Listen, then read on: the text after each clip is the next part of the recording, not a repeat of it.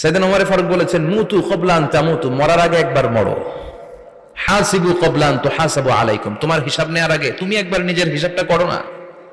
কাগজ বের করে একটু লিখো না, কি কি ভালো কাজ করছিলা যেগুলো দিয়ে নাজাতের ওসিলা হতে পারে, 1 2 3, আর কি কি আকাম কুকাম করছো দেখো না, লিখে দেখো তোমার অবস্থাটা কি। মরার আগে একবার মরো। মরার আগে খাটের মধ্যে শুয়ে শটান করে চোখ বন্ধ করে একবার মরার ভান করে দেখেন কেমন লাগে। চোখটা বন্ধ করেন আর ভাবেন আপনি নাই, কি কি হতে পারে ভাবেন। আপনার ছেলে মেয়েরা কান্না জুড়ে দিবে, আপনার প্রাণের স্ত্রী বিলাপ শুরু করে দিবে, বন্ধু বান্ধবের চিৎকার আর মাতম, স্থানীয় এলাকার মসজিদে ঘোষণা, অমুক এলাকার নিবাসী অমুক ভাই অমুকের ছেলে অমুক দুনিয়ায় নাই। সব আত্মীয়রা চলে আসবে, ফেসবুকে স্ট্যাটাস দেয়া হবে, সবাই সবাইকে জানাবে বিকাল 4টায় অমুক হাই স্কুল ময়দানে আপনার জানাজা। ছুটে আসবে, সবাই ছুটে আসবে আপনাকে শেষ বিদায় দিতে, গুড বাই জানানোর জন্য, আল ওয়াদা, বিদায় জানাতে আসবে সবাই। 4 তাকবীর দিয়ে আপনার জানাজা হবে, অশ্রুসিক্ত জানাজায় আপনার বিদায় হবে। কাঠের খাটিয়ার মধ্যে করে কাঁধে তুলে আপনার কবরে নেওয়া হবে, আগে থেকে খুঁড়ে রাখা কবরটার মধ্যে আপনার বিছিয়ে দেয়া হবে, বাঁশের কচি দিয়ে তার উপরে মাটির চাপা দিয়ে সব চলে যাবে। ভাবেন না একবার চোখ বন্ধ করে, this is the circle of life, this is the nature of life. এটা সবার হবে, আমার হবে, আপনার হবে। এত মায়া, এত ভালোবাসা কই যাবে? কেউ থাকবে না, সবাই আপনার অন্ধকার কবরে রেখে দিয়ে চলে আসবে। উপরে বাঁশের কঞ্চি, তার উপরে মাটির চাপা, অন্ধকার আর অন্ধকার। এই অন্ধকার যেন শেষ হতে চায় না, শুধুই অন্ধকার, ঠিক কিনা? এজন্য আমাদের চলে যেতে হবে। দাদা গেল, চাচা গেল, মামা গেল, আমাদেরকেও যেতে হবে, জোরে কোন ঠিক কিনা? একদিন মাটির ভেতরে হবে ঘরে মন আমার, কেন বন্ধ দালান ঘর, প্রাণ পাখি উড়ে যাবে পিঞ্জর ছেড়ে,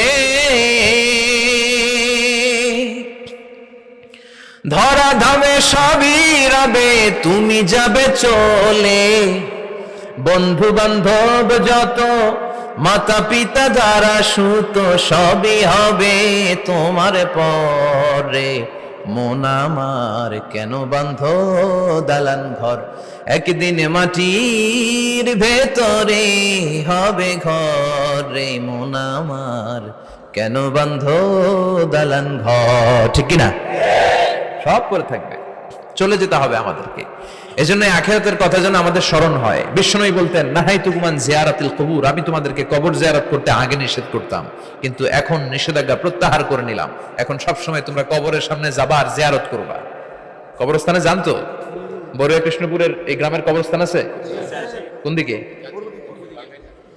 পূর্ব দিকে আছে, গোখরার জলের ওদিকে। যান আপনারা, একটু যাবেন, একটু গেলে আখিরাতের কথাটা স্মরণ হবে। ওখানে ছোট শিশুরা শুয়ে আছে, কিশোর যুবকরা আছে, আপনার মতো তাগড়া যুবক মুরব্বীরা আছে। এরা এই এলাকায় থাকতো, এরা আকাশ থেকে নেমে আসে না, এই এলাকার সন্তান, আজ নাই। একটা সার্টেন পিরিয়ড শেষে আপনিও থাকবেন না। This is the nature of life, this is the circle of life. ছোট্ট শিশু হয়ে এসেছিলেন, শৈশব, কৈশোর, যৌবন, প্রৌঢ়ত্ব। আগে ছিলেন সিঙ্গেল, বিয়ে করে হয়ে গেলেন ডবল। এরপরে আল্লাহ আপনাকে একটা মেয়ে দিল, এরপরে মেয়েকে বিয়ে দিয়ে শ্বশুর হলেন, এরপরে ওই মেয়ের ঘরে সন্তান হতে নানা হলেন। আর কতদিন? অনেক দিন হলো তো, অনেক লম্বা সময় পেয়েছেন আপনি। Think about death. এবার যাওয়ার কথা ভাবেন, আখিরাতের সামানের কথা ভাবেন, ফিরে যেতে হবে। কি শক্তিশালী যুবক, বার্ধক্য চলে আসলে লাঠি ছাড়া চলতে পারে না। কুচকুচে কালো দাড়ি সাদা হয়ে যায়, দাড়ির শুভ্রতা, বয়সের ভার, রং ধরা যৌবন জং ধরে শেষ, ঠিক কিনা? This is the circle of life. যুবক ভাইরা, এটাই জীবন, চলে যেতে হবে, কেউ থাকতে পারবে না, ঠিক কিনা? এটা রিমাইন্ডার আল্লাহ এই সূরার ভেতরে দিয়েছেন যে তোমাদেরকে ফিরে যেতে হবে। এই লোভ লালসা ছেড়ে দাও। রব্বুল আলামিন বলেন, আলহাকুমুত তাকাসুরু হাত্তা যুরতুমুল মাকাবির। ও গোলাম, দুনিয়ার সম্পদ, লোভ লালসা তোদেরকে পাগল বানিয়ে দিয়েছে। এই লোভ পাগলামি কোনোদিন তোদের থামবে না যতদিন না তোরা কবরে ঢুকবি, ঠিক কিনা? কার কথা? আল্লাহ বললেন, দুনিয়ার সম্পদ আর লোভ আর মোহে তোমরা গাফেল হয়ে গিয়েছো।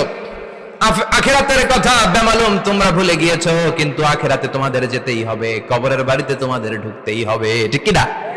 যেতেই হবে। আমরা ভুলে যাই। আলহাকুমুত তাকাসুর, অতিরিক্ত পাওয়ার লোভ, বেশি বেশি খাওয়ার লোভ, বেশি বেশি জমানোর লোভ মানুষকে গাফেল বানিয়ে দিয়েছে। এটা মানুষের স্বভাব, আরো চাই আরো চাই, এই স্বভাবটা আছে না নাই? দেখবেন ছোট বাচ্চারা মসজিদের দোয়া অনুষ্ঠান শেষে জিলাপি দেয় না? বড় কৃষ্ণপুর কি দেয়?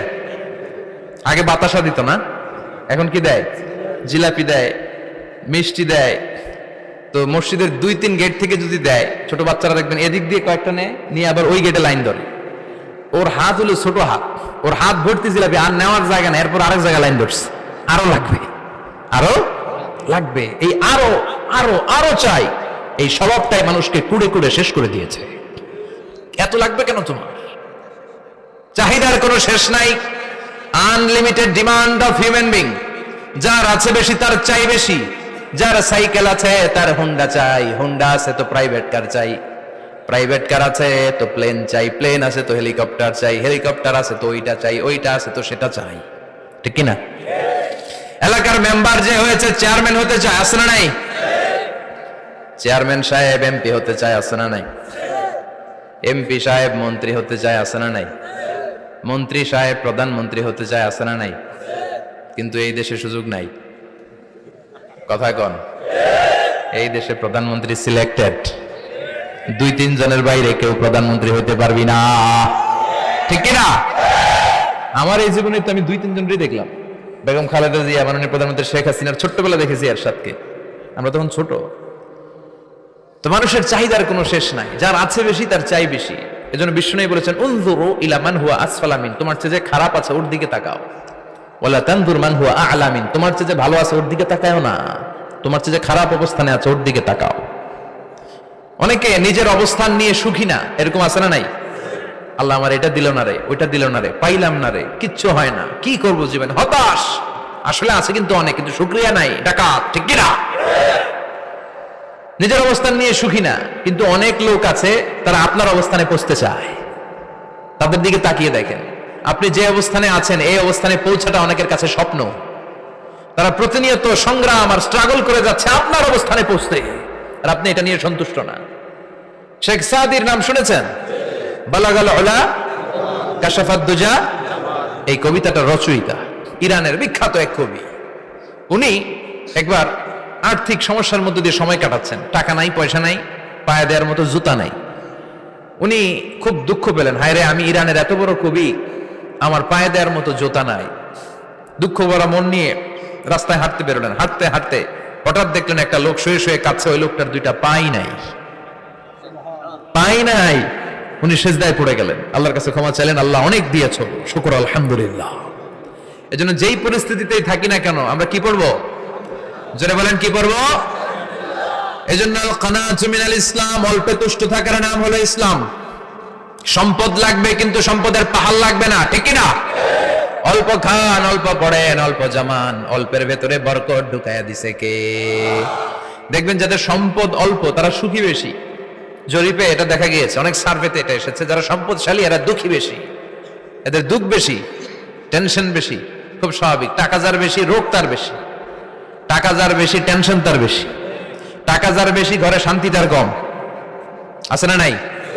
ঘরের ভেতরে অশান্তি, ছেলে কথা শোনে না, ছেলে টানে গাঞ্জা, মেয়ে করে পরকিয়া, আছে না নাই? স্ত্রী কথা শুনে না, ভালোবাসা নাই, ঘরটা জাহান্নামের টুকরা। রোগ বালাই, এক একটা হসপিটাল বিল পরিশোধ করতে মাসে 5 লাখ 10 লাখ, আছে না নাই? কিছু খেতে পারে না, ডাক্তার একেবারে ডায়েট মেনু বেঁধে দিয়েছে, ডায়েট, ভেরি ডায়েট মেনু, এটা এটা এটা এটা কিছুই খাবেন না, শুধু গরু খাবেন না, খাসি খাবেন না, চিংড়ি খাবেন না, খালি ঘাস খাবেন, ইচ্ছে মতো ঘাস খাবেন, মানে ঘাস জাতীয় যত আইটেম আছে সব খাবেন, শাক খাবেন, সবজি খাবেন, সালাদ খাবেন, গরু, চিংড়ি, মুরগি, গোশত, ইলিশ কিছু খেতে পারে না।